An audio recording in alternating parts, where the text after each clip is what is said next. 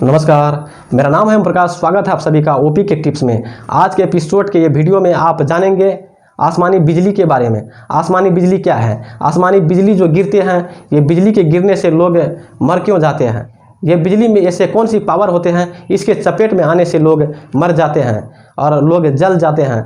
इतना भयानक होता है, इतना भयावह होता है ये बिजली, और इसमें कौन सी पावर होता है, क्या इससे बचा भी जा सकता है। बिजली जो चमकती है और आकाश में जो बहुत सारी गड़गड़ाहट जो सुनने को मिलता है, ये साउंड क्या होता है, ये साउंड कैसे बनते हैं, ये कैसे गड़गड़ाते हैं। आज की वीडियो में इस आसमानी बिजली के सारे क्वेश्चन का आंसर मिलने वाला है।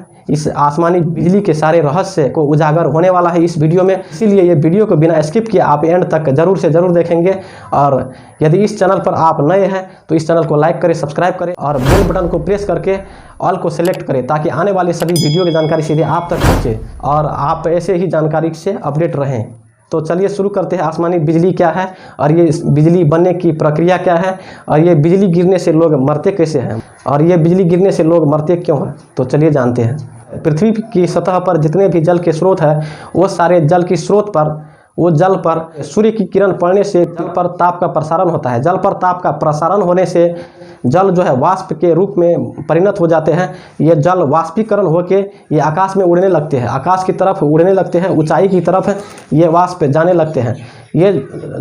ये वाष्प जो है जितने ऊंचाई की ओर जाता है, प्रत्येक 165 मीटर पर, ये प्रत्येक 165 मीटर पर तापक्रम जो है 1 डिग्री सेल्सियस में कमी आने लगते हैं। ये वाष्प जो है जितने ऊंचाई को प्राप्त करती है, उसी हिसाब से जो है टेम्परेचर इसका घटते रहता है। इसका टेम्परेचर घटते घटते जो है ये टेम्परेचर इसका पूरा लो हो जाता है, और ये वाष्प से बर्फ के समूह बन के ये बादल में घूमने लगते हैं। बर्फ के समूह जो है बादल बन जाते हैं, बादल जो है आकाश में घूमने लगते हैं। वायुमंडल में गर्मी के कारण से गर्म हवा ऊपर की तरफ जाने लगते हैं और ठंडा हवा नीचे की तरफ आने लगते हैं। ये प्रक्रिया बढ़ जाने के बाद वायुमंडल में हवा हुरी चलने लगते हैं, और जो है बादल जो है एक आपस में टकराने लगते हैं। बादल में जो है बर्फ़ के समूह होते हैं, ये जो बर्फ़ के समूह एक आपस में टकराने के बाद एक स्टैटिक करंट उत्पन्न होता है। ये जो स्टैटिक करंट है, यही है बिजली। ये करंट उत्पन्न होने के बाद ये चमकने लगते हैं, इसमें जो है लाइटिंग होने लगते हैं। लाइटिंग थंडर में भी कहता है इसको। और इसमें जो है बहुत तेज ताप होता है, और इसमें बहुत भयावह, बहुत पावरफुल करंट भी होता है। ये एक आपस में टकराने के बाद ये इसमें जो है स्टैटिक करंट उत्पन्न होने के बाद इसमें पॉजिटिव करंट भी होता है और नेगेटिव करंट भी होता है। पॉजिटिव करंट जो है ऊपरी लेयर में चले जाते हैं, पॉजिटिव करंट जो है ऊपरी लेयर में चले जाते हैं, और इसमें जो नेगेटिव करंट बचता है ये अर्थ की ओर, ये अर्थ की ओर ये चाहता है जो पटाख से ज़मीन में जो है ग्राउंड में डिस्चार्ज हो जाए। ये नेगेटिव जो चार्ज होते हैं ये पृथ्वी की ओर गिरने के लिए तत्पर हो जाता है। इसको गिरने के लिए चाहिए कंडक्टर। कंडक्टर जो है, ये कंडक्टर क्या है, तो कंडक्टर है ग्राउंड से जुड़ी हुई जो वस्तु है, ग्राउंड से पूरे जुड़ी हुई जो वस्तु है वही है कंडक्टर। इसको गिरने के लिए इसको पॉजिटिव चार्ज चाहिए, इसको गिरने के लिए पॉजिटिव चार्ज चाहिए, या कि ग्राउंड से पूरे जुड़ी हुई वस्तु चाहिए, ग्राउंड से जुड़ी हुई चीज़ें चाहिए, जैसे कि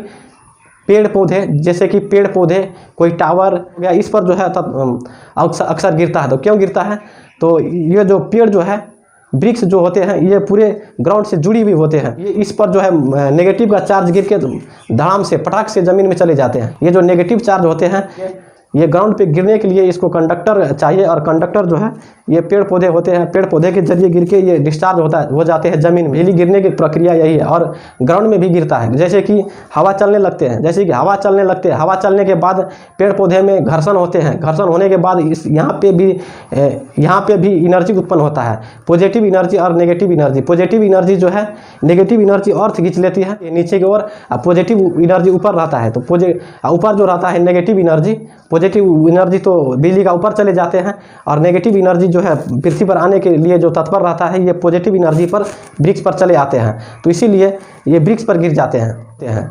ये बिजली जो होते हैं, स्टैटिक जो करंट होते हैं, इसमें बिजली का करंट में 10 करोड़ वोल्ट होता है। बिजली का 10 करोड़ वोल्ट बिजली का होता है, यानी कि 10,000 एम्पियर होता है इसमें। आप कल्पना कर सकते हैं जैसे कि हम अपने दिनचर्या में हम अपने घर में जो फ्रिज, रेफ्रिजरेटर, टेलीविज़न इत्यादि जो चलाते हैं, इसमें जो है 220 वोल्ट मात्र चाहिए। मात्र ही 220 वोल्ट में बड़े बड़े फ्रिज चल जाते हैं, फैन चल जाते हैं, टेलीविज़न चल जाते हैं, राइस कुकर चल जाते हैं। सारे बिजली का उपकरण 220 वोल्ट में ही चल जाते हैं। और ये जो है 10 करोड़ वोल्ट, आप सोच सकते हैं 10 करोड़ वोल्ट कितना हाई वोल्टेज हुआ, कितना भयावह हुआ ये। और ये जो है ये बिजली के करंट में जो है 10 करोड़ वोल्ट रहता है, 10,000 एम्पियर रहता है। यानी कि 5 एम्पियर में हमारे घर में जो है जितने उपकरण है 5 एम्पियर में चल जाते हैं, और इसमें 10,000 एम्पियर का करंट रहता है।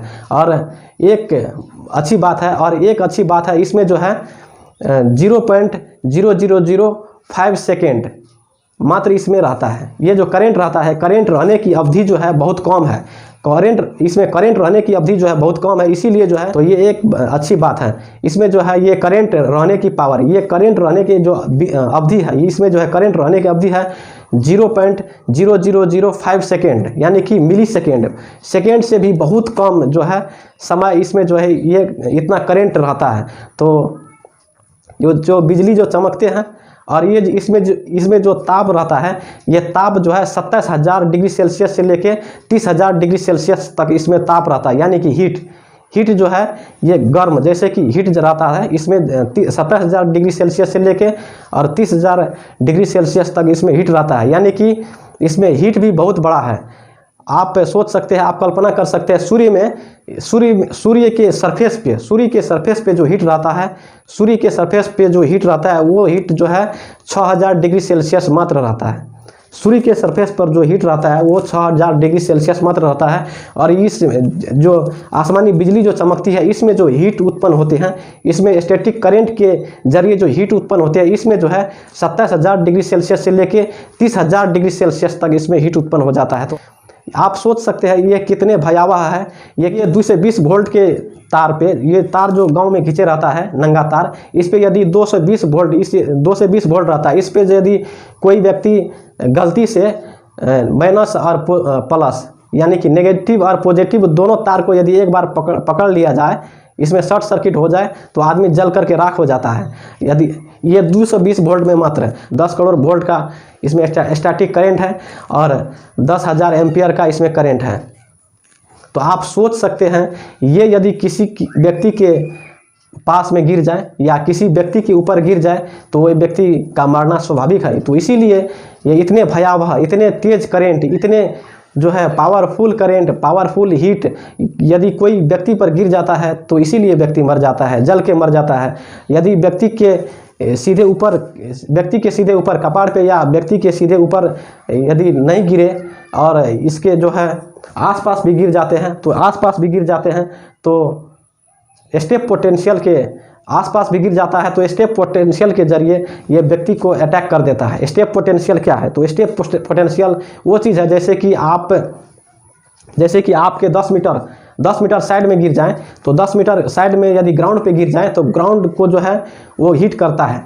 उसका जो करंट जो है ग्राउंड पे हीट करता है, और उस ग्राउंड पे तो आप भी खड़े हैं, इसीलिए आपको भी ये चपेट में ले लेता है। तो वही है ये स्टेप पोटेंशियल। सबसे ज़्यादा स्टेप पोटेंशियल के जरिए ही ये बिजली गिरने से लोग मरते हैं। ये लगभग भारत में 25 से लेके 3,000 प्रत्येक वर्ष जो है ये बिजली गिरने से लोग मर जाते हैं। बिजली जो गिरती है, इसके असर से बचने के लिए बेंजामिन फ्रैंकलिन नामक वैज्ञानिक ने एक आविष्कार किया। इससे बचने के लिए एक आविष्कार किया, वो आविष्कार का नाम है लाइटिंग कंडक्टर, यानी कि लाइटिंग रॉड। ये एक कॉपर का होता है, ये कॉपर का रॉड है। ये रॉड को जो है बड़े बड़े टावर पे, बड़े बड़े घर पे जो है सेट किया जाता है, और ये रॉड के जरिए और ये रॉड में जो है एक मोटा वायर जो है लगा के ग्राउंड क्लियरेंस करता है। इसका जो है ग्राउंड में जो है फिट कर देता है अर्थ के जरिए। लाइटिंग कंडक्टर रॉड जो है बिजली से बचने के लिए जो बनाया है बेंजामिन फ्रैंकलिन ने, इसको जो है टॉप फ्लोर पे, यानी कि बिल्डिंग के टॉप फ्लोर पे लगा करके, यानी कि कोई टावर के टॉप प्लेस पे लगा करके, और उसमें जो तार के जरिए ग्राउंड में जो है उसका क्लियरेंस है, वोल्टेज का क्लियरेंस देता है। इस पर बिजली गिर जाए कॉपर के कंडक्टर रॉड के जरिए ये हाई वोल्टेज को ग्राउंड क्लियरेंस दे देगा। ये जो हाई वोल्टेज है ग्राउंड क्लियरेंस हो जाने के बाद, ये ग्राउंड में चले जाने के बाद आसपास में यदि कोई है, आसपास के यदि कोई भी वस्तु है, कोई भी जगह है तो उसको नुकसान नहीं करेगा। तो इसीलिए कंडक्टर रॉड पर यदि बिजली गिर जाते हैं और इसके आसपास से आप यदि हैं तो स्टेप पोटेंशियल के जरिए भी आपको कुछ क्षति पुगा सकता है, आपको कुछ क्षति हो सकता है। तो इसीलिए आप सावधानी रहें। बिजली जब चमकने लगती है, बिजली गिरने की यदि नौबत आ जाती है तो ये बड़े बड़े बिल्डिंग में जो कंडक्टर रॉड लगा रहता है, ये तड़ी चालक जो लगा, इसको तड़ी चालक बोलता है, ये तड़ी चालक जो लगा रहता है इससे आपको दूर रहना है। तो इसीलिए आप स्टेप पोटेंशियल से भी बच सकते हैं। इसीलिए स्टेप पोटेंशियल से भी आपको बचना ज़रूरी है और आप स्टेप पोटेंशियल से भी बच सकते हैं। बिजली से बचने के लिए किन किन सावधानियों का अपनाएं। यदि आप यदि ग्राउंड में है, खुला मैदान में है, बिजली गिरने से कैसे बच सकते हैं, तो आइए जानते हैं। आप यदि ग्राउंड पे हैं तो आप दौड़िए मत। आप यदि दौड़ेंगे तो आपके सिर पर ही गिर जाएगा बिजली और आप धड़ाम से टाइम फिस हो जाएंगे, आप धड़ाम से टाइम फिस हो जाएंगे। तो इसीलिए आपको जो है ग्राउंड पे दौड़ना नहीं है। ग्राउंड पे आप दौड़ेंगे तो ग्राउंड और आपके पैर के बीच में घर्षण होगा। ये घर्षण हो जाने के बाद, ये घर्षण होने के बाद वहाँ एनर्जी उत्पन्न होगी, पॉजिटिव और नेगेटिव। नेगेटिव एनर्जी तो अर्थ खींच लेगी, ज़मीन में चले जाएगी और पॉजिटिव एनर्जी आपके ऊपर चले जाएगा। बिजली गिरने के लिए पॉजिटिव एनर्जी कंडक्टर को खोजते रहते हैं, तो यहाँ पे पॉजिटिव एनर्जी आपको मिल जाएगा आपके सर पे, तो आपे के सर पे बिजली गिर जाएगा। तो इसीलिए आपको दौड़ना नहीं है, ग्राउंड पे आपको दौड़ना नहीं है। आपको पंजे में पंजे सटा करके, घुटने में घुटने सटा करके, आपको पंजे में पंजे सटा करके, घुटने में घुटने सटा करके और ऐसे करके बैठ जाएँ और अपने सिर को जो है ज़मीन की ओर झुका करके बैठ जाए। अपने कान को जो है अपने कान को बंद कर लीजिए ताकि आपके आसपास यदि गिरे, यदि कोई बड़ी आवाज़ हो तो बड़ी आवाज़ और शोर हो तो आपके कान के जाली जो है नहीं फटे। तो इसीलिए ये सावधानी करनी है। आप यदि ग्राउंड पे है तो और अपने समूह में है, 2 4 5 10 समूह में है तो आप समूह से 100 मीटर करीब दूर होके बैठिए। यानी कि ऊपर से बिजली गिरने के लिए कंडक्टर खोजता है और यदि आप 10-5 के समूह में यदि हैं तो आपके जो है ग्राउंड क्लियरेंस हो जाएगा उस नेगेटिव चार्ज को गिरने के लिए। इसीलिए आपके समूह पर गिर जाएगा, आपके 10 20 चाहे 5 10 जो आप समूह में है तो आप ही पर गिर जाएगा। इसीलिए आप 100 मीटर के कमती में, आप 100 मीटर के बीच में, आप कमती में 100 मीटर की दूरी बना करके आप हिसाब से बैठ जाएं। आप यदि ग्राउंड पे है, यदि आपको मौसम ख़राब है, यदि आपको लग रहा है जो बिजली चमकने वाली है तो आप अपने मोबाइल को यूज ना करें। आप ही की देह पर बिजली गिर जाएगी, क्योंकि मोबाइल टावर से कनेक्ट रहती है, उसमें जो है तरंग फैले रहते हैं, उस तरंग को पकड़ करके बिजली उसी पर गिर जाएगा। तो इसीलिए उस तरंग के जरिए उसी पर बिजली गिर जाएगा, आप ही पे बिजली गिर जाएगा तो आप टाइट फिक्स हो जाएंगे। तो इसीलिए आपको मोबाइल का भी यूज़ नहीं करना है। मोबाइल है तो यदि संग में आपको मोबाइल पे बात नहीं करना है और मोबाइल को स्विच ऑफ कर अपने गोजी में रख लेना है। तो इसीलिए आप मोबाइल को यूज मत करें। आप यदि छाता पकड़े हैं तो छाता में जो है अक्सर लोहा का रॉड लगा रहता है। छाता का रॉड जो है धातु होता है, लोहे का होता है। तो इसीलिए आप जो है छाता का रॉड जो है पकड़े रहेंगे और आपका जो है ग्राउंड से जो है क्लियरेंस है, आप ग्राउंड से टच है और छाता का रॉड आप पकड़े रहेंगे और छाता के रॉड पे ऊपर से गिर सकता है बिजली। तो इसीलिए बिजली गिरने के लिए कंडक्टर चाहिए, कंडक्टर क्लियरेंस ग्राउंड में चाहिए और आप जो छाता का रॉड पकड़े हुए होंगे तो उसी पर गिर सकता है बिजली। तो आप इसीलिए यदि बिजली चमक रहा है तो आप छाता को बंद करके साइड में रख दीजिए। आप यदि कोई तालाब के पास है, तालाब से दूर हट जाइए, क्योंकि तालाब में भी बिजली गिरने की संभावना अधिक रहती है, क्योंकि उसको जो है गिरने के लिए ग्राउंड क्लियरेंस चाहिए, नमी चाहिए, उसी पर जो है गिरती है। तो इसीलिए तालाब से भी आप दूर बना के रहिए, बिजली से बच सकते हैं। आपके मन में एक सवाल होगा, हवाई जहाज ऊपर में उड़ रहे होते हैं, यदि उस पर बिजली गिर जाए तो क्या होगा? जी हाँ, यदि उस पर बिजली गिर जाए तो क्या होगा? तो बिजली गिरने से उस पर कुछ नहीं होगा, क्योंकि यदि उस पर बिजली गिरती है तो एरोप्लेन का जो बॉडी होते हैं, वो जो एरोप्लेन का बॉडी होते हैं एल्युमिनियम से बने रहते हैं, एल्युमिनियम से बने रहते हैं, उस पर पूरे चिकनाहट पेंट किया रहता है। बिजली ऊपर से गिरती है तो ऊपरी सरफेस पे बिजली का पावर जो है सरफेस पे उस स्प्रेड होके ऊपरी सतह पर बिजली का पावर जो है, बिजली का करंट जो है स्प्रेड होके साइड से ज़मीन पर ग्राउंड पर गिर जाती है और प्लेन को कुछ नहीं होता है। तो इसीलिए उसी हिसाब से एरोप्लेन को बनाया रहता है, ताकि उस पर बिजली भी गिर जाए तो बिजली उस पर स्प्रेड होके नीचे की तरफ आ जाए, बिजली की करंट नीचे की तरफ आ जाए, उस पर कुछ ना हो।